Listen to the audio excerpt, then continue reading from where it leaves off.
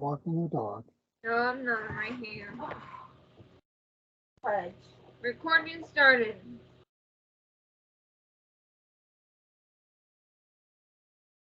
Shabbat Shalom, and welcome to the Fellowship of Christian Gospel Shabbat Parasha services.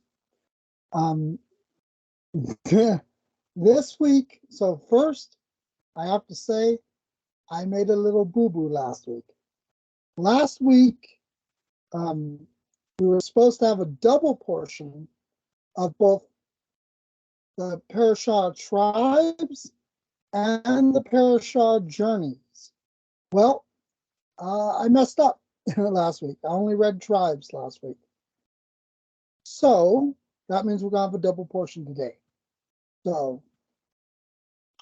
this week is Parasha or Torah portion or Bible portion 43 and 44. It's supposed to be 42 and 43. I messed up. But like I've always told you guys, don't put any faith in me. I'm just a human. I'm just a glorified idiot. So I always tell you guys, proof right there. I messed up. Glorified idiot. It's like I think it was last week's reading, wasn't it? Where it said, call no man teacher, for you have but one teacher in heaven, right? There you go. Look, I try to share what I can, but really, I mean, God's the teacher here. I'm just some idiot. Okay, so there you go. So I have two Torah portions for this week. I'm going to try and get through both of them tonight. If I can't, then we'll start a new recording tomorrow, and I'll finish it at that point. But maybe I'll finish it tonight. So the first Torah portion for tonight is called Mazeh, or Journeys. And the Torah portion is Numbers 33, verse 1 through 36, verse 13. And that will be us finishing Numbers. And then our Haftorah portion is Jeremiah, or Yirmiyahu, chapter 2, verse 4 through 28. Our Brit Hadashah, our Besorah, our Gospel, is Matthew, chapter 24, verse 1 through chapter 25, verse 46. That's a huge reading. It's very long. 2 whole chapters. And then James, the letter of James, or the general epistle of James, the letter of James to everyone. And that's chapter 4, verse 1 through 12. As always, we start with candlelight prayer, which this week I believe might be said by Rachel. So, Rachel, if you'd like to read the candlelight prayer.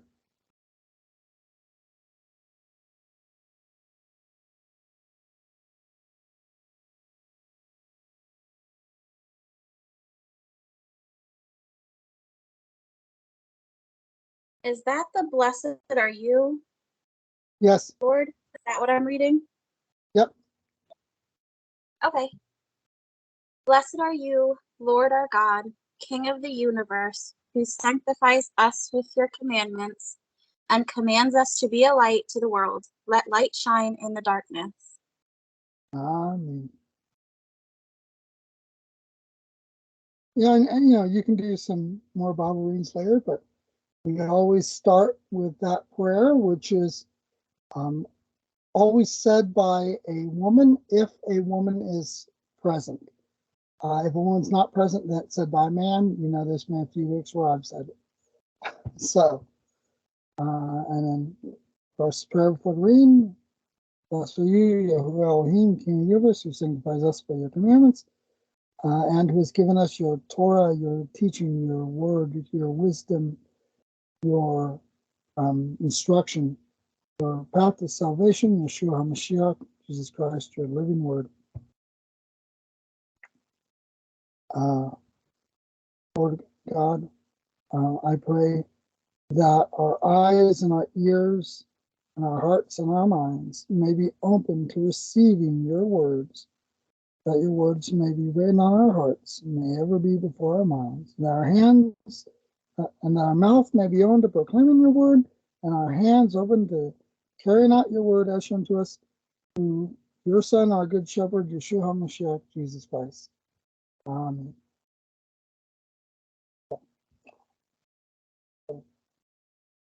For a portion, Numbers 33, verse 1 through 36, verse 13.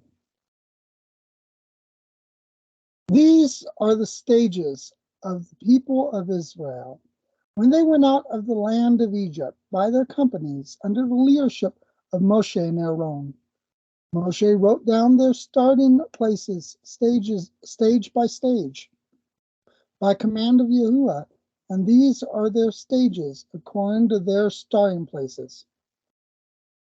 By the way, we have a new person in attendance, so I should actually explain one of the words I'm saying here. So Yahuwah is one of the ways of pronouncing the name of God. It can also be pronounced Yahweh, or it can be pronounced Yehovah or Yahweh. Those are all valid ways to pronounce it.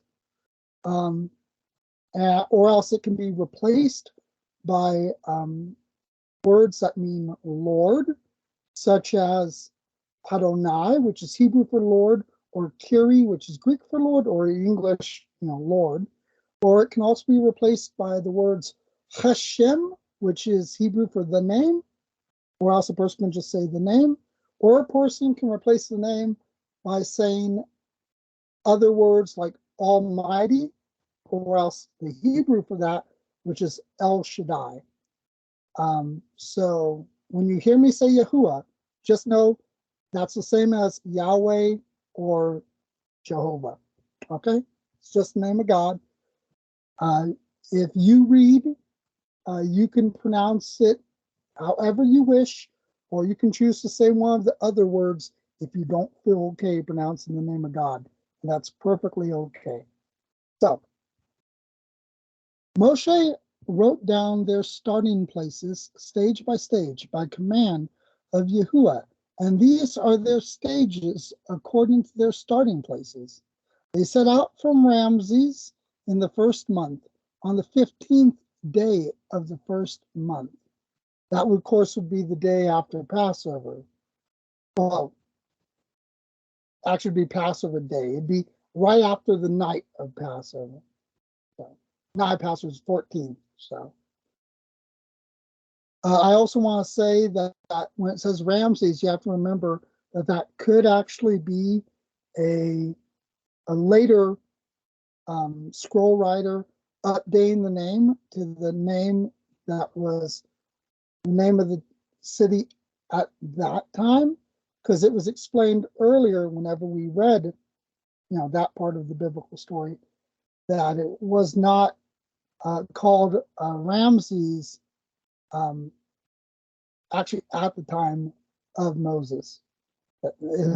So I just want to point that out, that where it says they set out from Ramses, not actually called Ramses at that time. And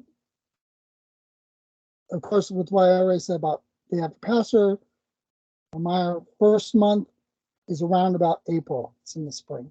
All right. On the day after Passover, well, there we go. Now it just said what I just said. It's always doing that to me, isn't it? I explained something to you guys, and that's the very next word. Always, always. I'm always over explaining it. I just read the next line. It says it every time. So they set out from Ramses in the first month, on the 15th day of the first month, on the day after Passover. The people of Israel went out triumphantly in the sight of all the Egyptians, while the Egyptians were burying all their firstborn, whom Yahuwah had struck down among them. On their gods also Yahuwah executed judgments. So the people of Israel set out from Ramses and camped at Succoth or Sukkot. And they set out from Succoth and camped at Etham, which is on the edge of the wilderness. And they set out from Etham and turned back to Pi Hahiroth, could also be pronounced Phi Hahiroth, which is east of Baal Zephon. And they camped before Migdol. And they set out from before Hahiroth, or Pi or Phi Hahiroth, and passed through the midst of the sea into the wilderness. And they went a 3 days' journey in the wilderness of Etham and camped at Marah. And by the way, if you've been here the whole time, or if you've read the Bible before, you know it's just recapping all the different places that they went that we already read in all these previous chapters from, the latter half of Exodus to now. If you remember, Marah was where the water was bitter, and they threw in the branch and it became sweet, and all that stuff. And Etham, if I remember, I think the Hebrew word Etham means something like a green valley or something. I could be wrong, but I think that's what it means. Anyway, and they set out from Marah and came to Elim. At Elim, there were 12 springs of water and 70 palm trees, and they camped there. And they set out from Elim and camped by the Red Sea. And they set out from the Red Sea and camped in the wilderness of Sin. And they set out from the wilderness of Sin